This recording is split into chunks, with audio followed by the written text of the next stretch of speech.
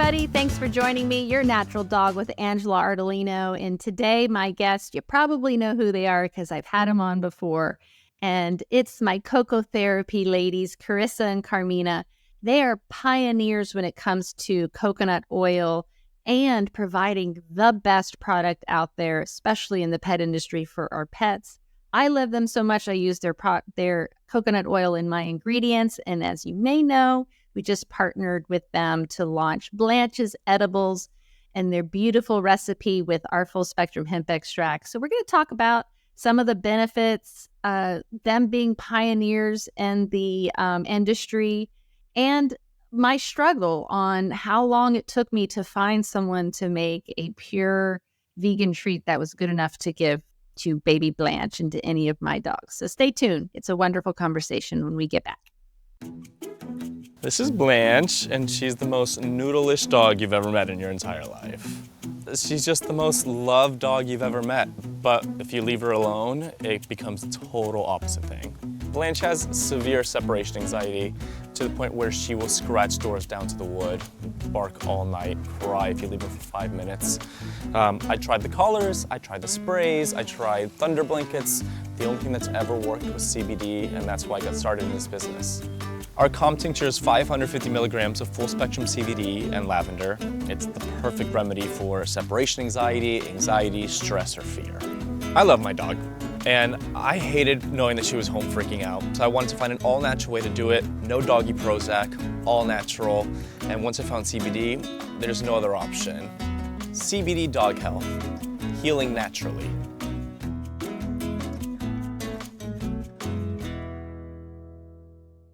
And we're back with two of my favorite ladies on earth. How are you, ladies? Hi, we're good. Hi, Angela. We're doing good. How are you? Do I get to see you this weekend? Oh, at in New Jersey? Yeah. No. We actually have another show, but for Oscar Newman, the clothing line. Yeah. So we're going to be in Florida. We'll be in Florida. I don't think, dude, I don't know if everybody knows this, but the ladies also have an incredible line of the cutest clothing for the little dogs that you could imagine. And that's so cute. So you're going for another show for the clothing things. But I just got to see you at HVMA, which was really awesome. And then I got to see you before that in Chicago at Dr. Judy's event. So how are you? Good?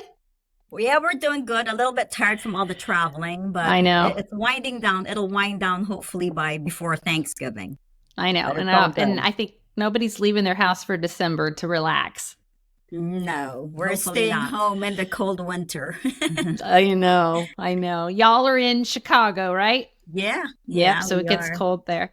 Yeah. Well, I know a lot of people probably recognize you, and I wanted to bring you on today because, as you know, it took me a really long time to bring my treats back because I wanted to partner with someone who was already making an incredible treat and a nutritious treat.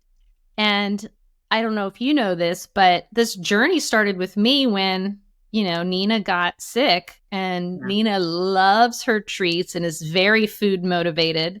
And she was on a very strict diet, a ketogenic diet of cool proteins. So she had osteosarcoma. We didn't want anything to feed that cancer. And how hard it was to find a treat that was pure and that I could give her and that wouldn't disrupt anything. I was like, wow, it really shouldn't be this hard. And as you know, I used to have stores. So I literally had just a few brands, one of them being when you finally released your treats. I also remember someone coming in and asking for vegan treats, which is there are very few of those also. Right. Even if I found one that was just using vegetables or fruits, the other ingredients were either bad or questionable, or they put some sort of bacon or cheese flavoring on them. So for those of you who think that it's easy, that most treats out there are good, it's the opposite. Most treats out there, and the majority of them, of the ones that you're going to find in a grocery store or in a Target or something like that, are crap. They're literally if we were to go eat like Little Debbie snacks. Yeah, yeah. They're like not even like real junk food. Junk food for dogs. Well, I think so. Is that what like prompted you guys to go? Yeah, let's make some good quality and yummy treats. Yeah. Well, there's a lot. First of all, there's a lot of treats out there, as we know, and you look more than just ingredients. You look at sourcing, and it's not apparent when you look at a treat bag where the items are from. They may say made in the United States, but there could be certain ingredients in there that are not originating from the United States. So that's a big trick right there. So you have to follow the same guidelines for pet food as for treats? Yes, you do.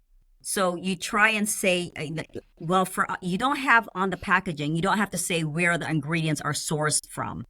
It's up to the manufacturer. You can say sourced, all ingredients are sourced in the U.S. or whatever, but we source all our ingredients in the United States with the exception of a few where we know we can get better ingredients in another country. Coconut oil is an example. We get that from the Philippines. So, and the reason why from your farms, yes, right? From our farm, yeah, we make our own oil. So it's not like and you have been for a very long time. Oh yeah, 3 generations. Awesome. So we came up with our treats mainly because we had a dog who was allergic to everything.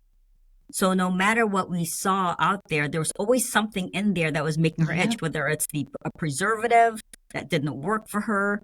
So that's why we decided to make our own treats. We wanted them super clean. And she also had sensitivities to certain proteins. So we wanted to stay away from all proteins and came out with vegan. So we left out the eggs, butter, dairy, and we came up with a true vegan treat for her. So she just flourished. Yeah. And that's how we started. You know, we always start with our own pets, with our own babies and what we want to do for them. So that's I mean, I don't know about you, but when I got into this industry, I remember I was like, I want to create something new. Before I even got into the pet industry, I was like, I want to create something new that hasn't been done. And I'm like, but everything's been done. And then you get a dog and then you get an issue and you go and try to find that. And there's so many bad choices and so few good ones. Right. So that is where the best products are born from, is where you're like, wait a minute, are you kidding me? I can't find a vegan treat. I can't find a vegan treat without bad ingredients in it. Yeah. You know, this is crazy. So thank you for making them. And thank you for continuing to make such amazing products. How do you develop them? And I know sourcing is so important. That was probably what my biggest issue was. And because you don't have to know where things are sourced, a lot of people that I would, look into their product, they had no idea where they were getting their protein from, much less their vegetables and fruits and whether they were organic or not. And to me, all of that is really, really important. That's how I try to eat when I can. And that's how I absolutely want to feed my pets. And I know that's how you ladies are. So thank you for making such incredible things. But how did you start developing? I mean, your dogs must be the happiest dogs being the test. Well, because that's what I always think is I'm like, okay, sure, I can take this treat. I could put, our full spectrum hemp extract on it. But is the dog going to like it? Right. They do. Yeah. Well, when we try to create a treat, we first go off our what we're familiar with, the ingredients that we're familiar with. We just don't want to make treats based on the newest, latest fad. We have to have experience with it. We have to know its health benefits. So whenever we choose ingredients, first of all, we try to make it as limited ingredient as possible. We don't want to add anything in it just for adding. For example, for color, we don't add anything for color or to make it, a certain texture. We choose ingredients based on its health benefits and something that we're familiar with and we've experienced within our own lives and our pets' lives. So that's first and foremost. And then when we do source ingredients, aside from being sourced locally in the U.S., we do ask for certificate of analysis for all the ingredients. If it's organic, an organic certification.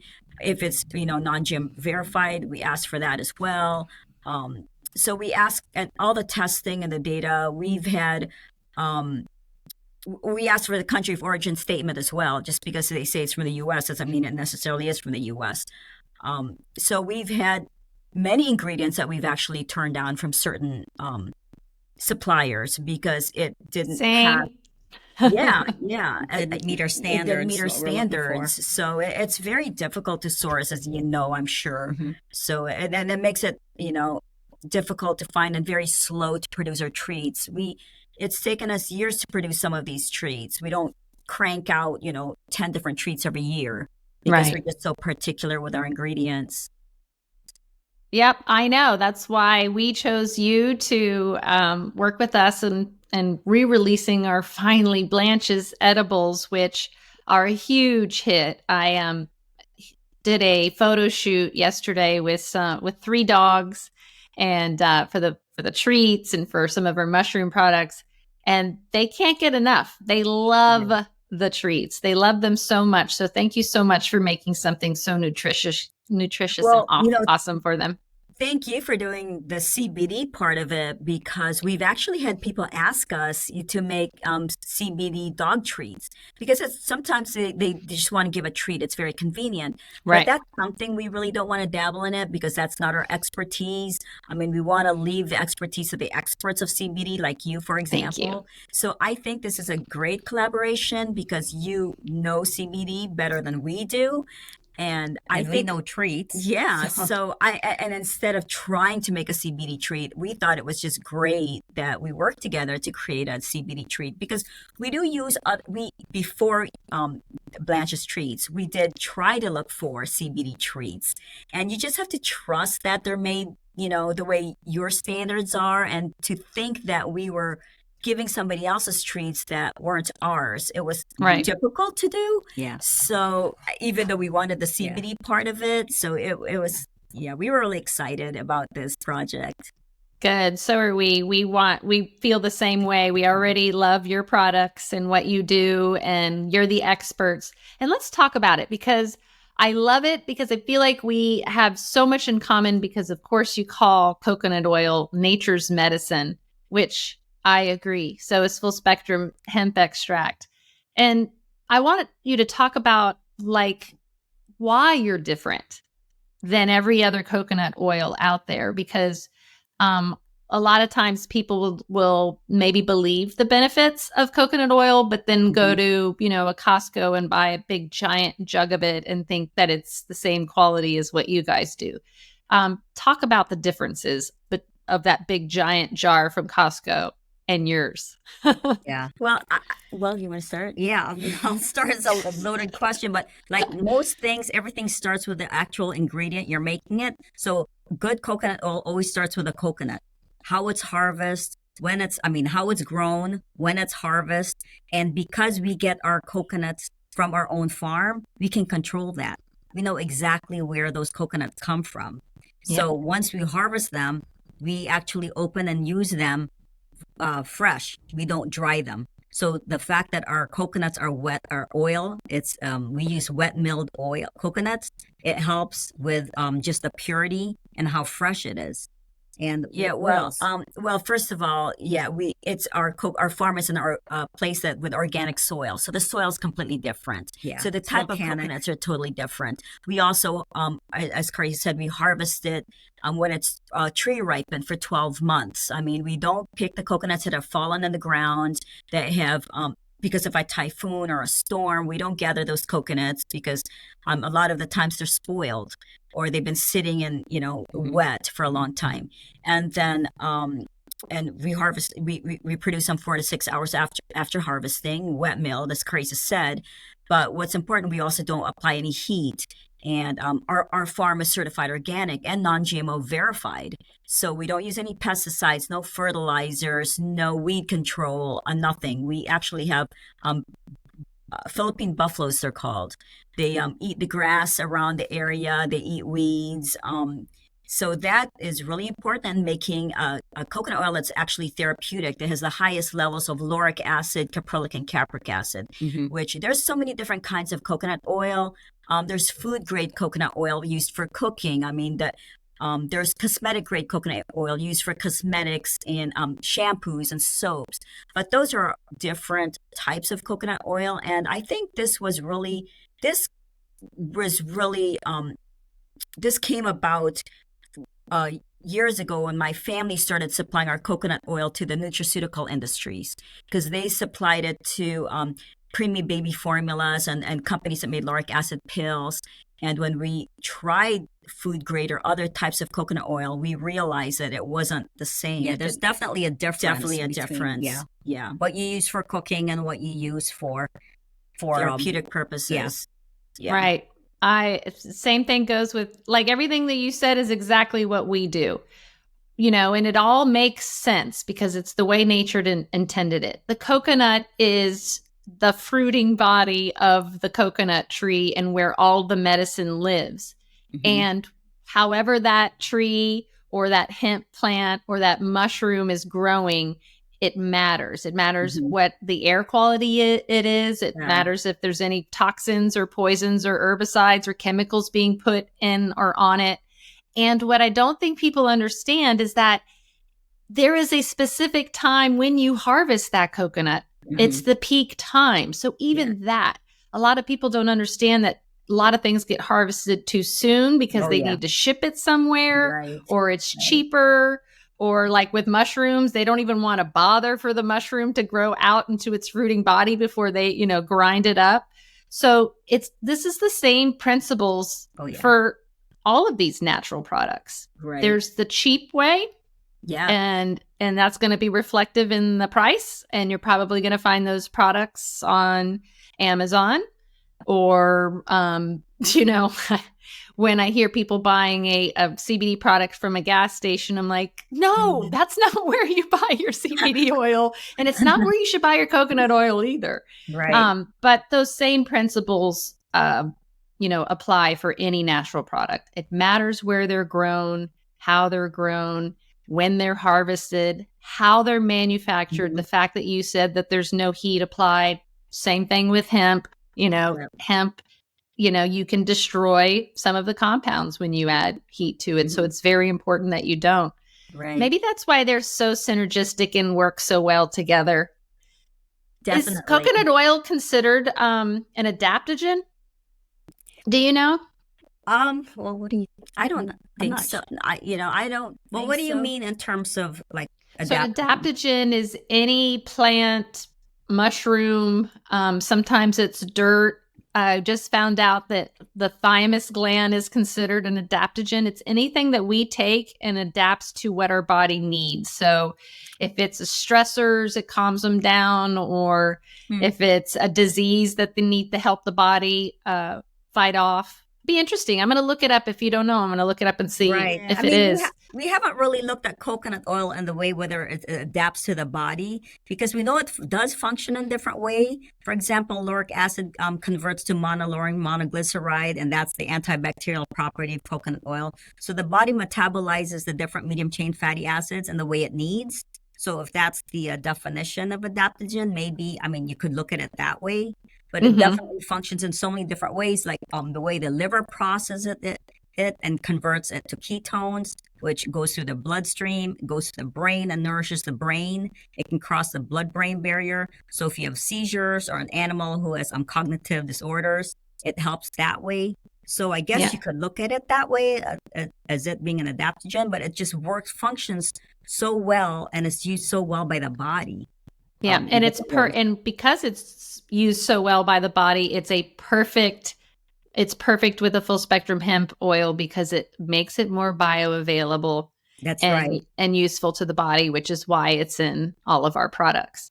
I just love it. I want to ask you guys, what was it like to be a pioneer? To be, hey, we know all these wonderful benefits of coconut oil. What was it like to be a pioneer and then be able to get veterinarians to listen to you? Much less pet parents, I feel like, are a lot more open to learning new things. But to veterinarians, how did you get them on board? What was it like to be, one of the first to go, this is wonderful, everyone needs this? Right. Well, you know what? I still remember the very first bottle of coconut oil we had at a trade show. It was in New York. Do you remember that? Yeah. And everybody was asking, what is that white stuff? They literally thought it was lard or some sort of suntan oil you can put on the dog. When you for say protection. coconut oil, they immediately think white sunblock screen, something. sunscreen. Yeah. So Right. that very first time, and we had to explain it to them, and they were so surprised that you could give it orally. Because topical, that's kind of understood. You can use it topically, but to actually ingest it, they were petrified of it. So it was a long education to tell. Well, first of all, a lot of people don't understand fats. It is a saturated fat, but it's a different kind of saturated fat. It's medium chain. So the Right. body processes that very different. But we were very fortunate because our veterinarian at the time, when we first, even before we released it, was Karen Becker, Dr. Karen Becker, when she used to practice in Illinois. So that's how we got started with the whole thing. I think a lot of people know the story. CocoTherapy. She was Violet's veterinarian, my dog who had all the severe allergies. Oh, So she- perfect. Oh, yeah. So we learned so much from her, from the raw diet to feeding things. And she actually understood medium chain fats. So when we brought in our coconut oil and showed it to her, she knew instantly there was a difference based on the oil that she was carrying at that time. She was carrying a cooking grade one, which is what was available at that time. So when she saw the difference and tried it out on her dogs, she didn't go back. So to this day, we're very so that's for us very helpful. The fact that we had her voice to help educate people about coconut oil. But it was still a battle, though. You know, it's still a challenge because even though it's widely accepted, there are many veterinarians, especially conventional veterinarians that think it's even poison or bad for dogs. They don't understand. And why is that? Because I know that there was, controversy. So what is that controversy? Because I like for it to come from the horse's mouth so that it's not oh no, this or that. But, what is that? Because it's crazy. Well, there's two types. There's two fears. The first fear is it's a saturated fat, and saturated fat just has a bad name. It clogs your arteries, gives you heart therogenic. attacks. Yeah. So that's the main thing is they think it's a saturated fat, so it's bad for you. And dogs can't handle fat. It's going to give them pancreatitis. It's going to, make them sick. So that's conventional. That's still there's a lot that still believe. But I think their wires cross because we know that cats and dogs thrive on saturated fats. Animal fats are saturated. Granted, raw is the best type of fat. So animals can handle fats unlike humans, where if we ate so much saturated fats, our blood would turn to sludge. They thrive on it. Right. But what they don't understand is not only is coconut oil saturated fat, it's a medium chain fat. So it's metabolized very differently. You don't need chylomicron activity to break it down. So that's the first one. And the second one, I think, is the inflammation. They say coconut oil actually causes inflammation. So there's a long metabolic process that people need to look at. Lauric acid is one. So what happens when an animal or people ingest coconut oil? We know it's antibacterial, right? Antimicrobial. When you do have die-off in your system, whether it's yeast or bacteria, it will set up a slight low-level inflammation that your body knows, okay, it's killing off bacteria, it's killing off yeast or whatever it is.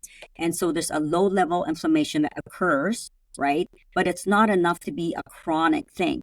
Your white cells or blood cells understand it, and they flush it out of your system. This is why they say coconut oil is very good for detoxifying, and it's good for being antimicrobial. So what people don't understand is they think it causes inflammation when it's just a very low level, and it's to help your body get rid of toxins. React. Right. Yeah, but that's why they also say it helps your immune system, because that's what happens with babies. When they take mother's milk, which is really rich in medium chain fats, it trains the body's immune system. It actually helps fight these types of antimicrobials, bacteria, and viruses. So the baby's body, or our body, animals' bodies, are able to fight off that type of bacteria or viruses, and that's what our healthy immune system is all about. So inflammation is not necessarily a bad thing when it's low level, and when your white blood cells, when your body's reacting to it properly, it actually helps train your body fight off infection, which is why coconut oil is considered immune building. Very cool. I love it. How often do you recommend that we give our dogs coconut oil? And MCT, like, should we be, switching it up every once in a while? And how often should we give it to them? Well, I like to give coconut oil daily. I'll do MCT in the morning just for if they need that burst of energy, and for myself, and virgin coconut oil at night, because virgin coconut oil has higher lauric acid. So it converts to ketones, and your blood ketones are elevated longer overnight. Now, there's a lot of studies that say that omega-3s and coconut oil work synergistically together.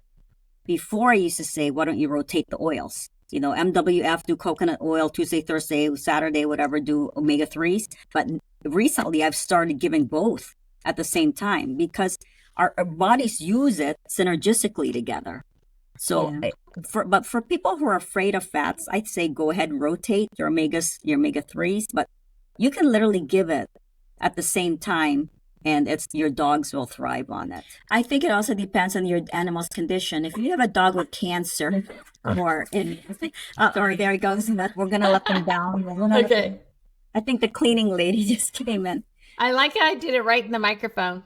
Oh gosh, so that was probably. Did you get deaf? I mean, no, it was perfect. It is a dog company, and they have something to say about it. That's right. That's right. I let them out the door, but they're the testers. They're the ones that make sure everything tastes yummy. Exactly. But what I think Carmina was alluding to was if dogs are ultra sensitive to fats.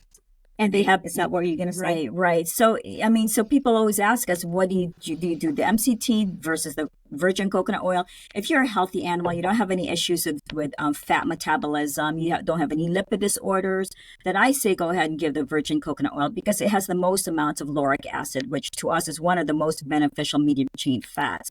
Caprylic and capric acid is also very highly beneficial, but it has its different purposes. If you're trying to fight yeast infections, for example, then caprylic and capric acid would probably be more beneficial. Mm-hmm. So then I would go towards the MCT oil for that because that has higher levels of caprylic and capric acid. Or if you have an animal that has fat intolerance or lipid disorders like pancreatitis, they can't digest fat, or PLE, or protein-losing enteropathy, then I would definitely go with a medium chain with a triplex, the MCT oil, because it has the more caprylic and capric acid in it. It's smaller molecules. It won't. You really don't need any bile enzymes and pancreatic enzymes to digest it. It's a lot. They can tolerate it much better if they have like fat digestive issues. Oh, good. So they don't have to avoid it altogether. They can just do the MCT instead. Right, exactly. And then explain to people what the difference is between the MCT oil and coconut oil. Well, coconut oil has about 65% medium chain fats, most of it being lauric acid, and then, caprylic and capric being at a lower level. So it has other fats in it, but at least 64 medium chain of those fats are medium chain. The MCT oil, like triplex MCT oil, is about 96 or 97% MCT fat. So it's mostly medium chain fat, but most of the fat comes from caprylic and capric acid and a lower level of lauric acid. And this is because caprylic and capric acid have a smaller molecule, which is why they call it C8 and C10. It's a number of carbon molecules. Those are digested a lot quicker, a lot easier.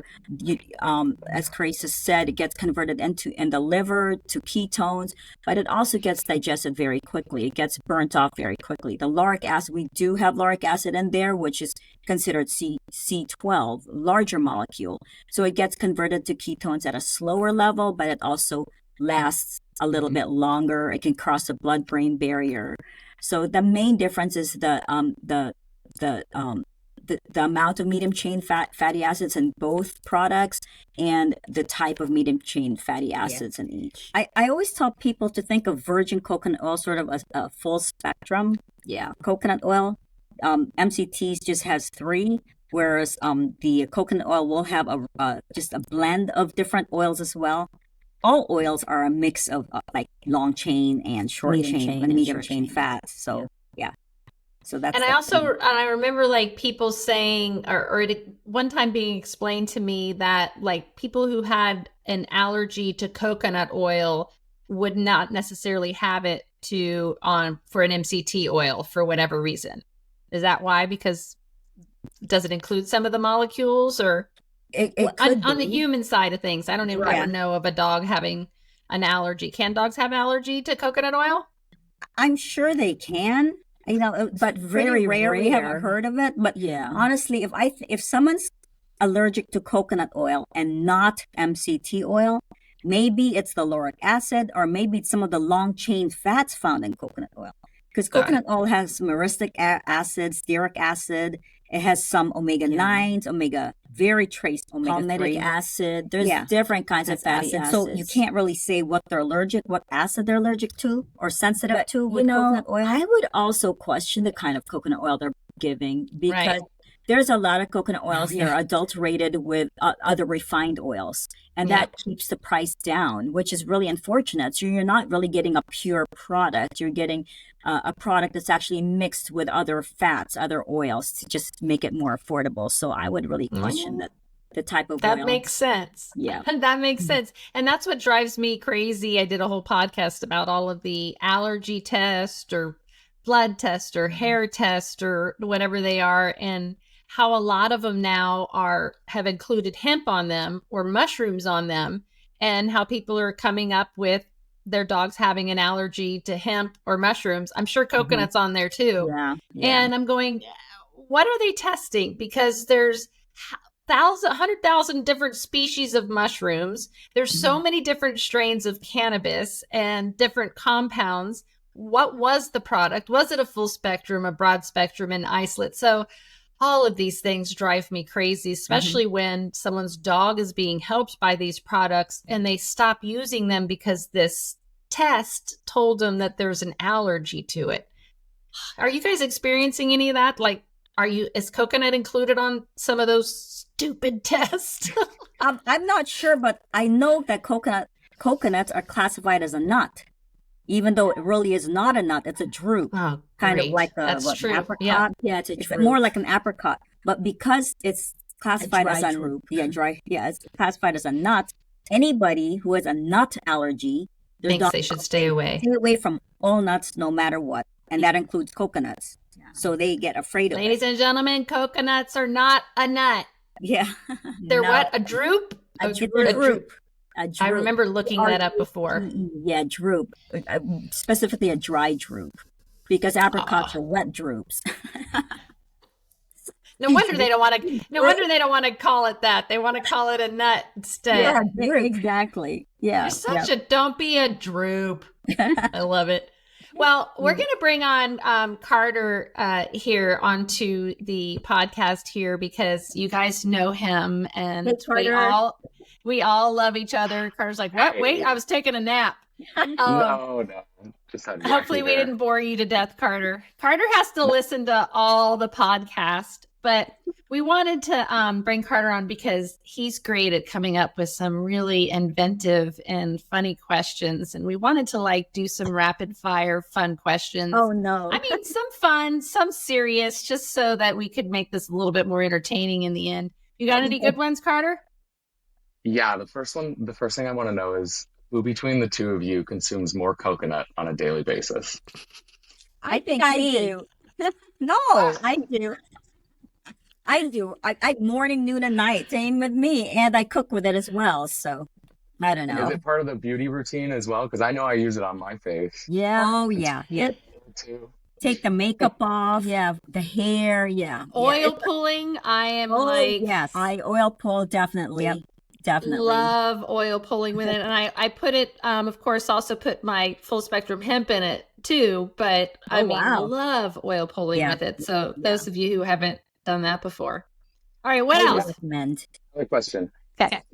Carmina and Charisa, what is the biggest change you've seen in the pet industry since you began, and how do you envision the future? I think the biggest change that I see is there's just so much more products out there. The competition's really tough. I mean, back when we first started, I don't think there was one CBD company out there. And now all of a sudden there's just tons of it. So navigating for a pet consumer, a pet parent, I think would be so daunting. Back in the old days, everybody just had one or two items, not so many treats. But today you really have to almost be able to read an ingredient label and to educate yourself. Yeah. So right. I think for me, the change I've seen is there's more of an acceptance of raw important feeding, question. believe it or not. When I first started, I was actually making raw food myself, following certain books. And it was so hard to do. And then I think it was just Steve's. There's just two that I remember. Two companies, Yeah, that did raw, like complete raw balanced food. And now there's so many. So I many. mean, constant. Like every day there's a new one. I'm like, okay, we've gone overboard. But it's funny because there's a couple that I've been paying attention to, and they're like us, where they're looking at how the majority of the raw foods could be done better, meaning organic vegetables and fruits, non-synthetic vitamins and minerals. Yeah. And, knowing where your products, where your farm animals or how they're being raised, where they're coming from, where your ingredients, most are still not doing that, even though they're raw. Yeah. So I get it. I get it. But thank you, ladies, for doing it the right way and making the best coconut oil and MCT products out there and treats. We're so proud to be working with you and putting our very best full spectrum hemp extracts on your products. Thank you so much for working with me and making that happen. Everyone loves them. They're a huge hit. Blanche loves them. A lot of them already. Oh, yeah. Live and stuff to show people that they're great. I'll be like, look, I'll have one. That's right. The thing about them, they are human grade. So if you want CBD, you can actually nibble on them. Yeah, that's right. So are all of our products. You know, it's got, if it's good enough for us, it's good enough for our dogs. Yeah, definitely. No, I use your product a lot too for myself. You're the calm. Thank you. For myself. Yep. Good. I'm so glad. Thank you, ladies. Everybody knows they can find you at CocoTherapy.com. Find all your wonderful products. Thank you so much for joining us today. And I can't wait to see you guys again soon. You're welcome. It was our pleasure. Thank you for having us. Bye. Thank you, Carter, for those awesome questions. You're welcome. Bye.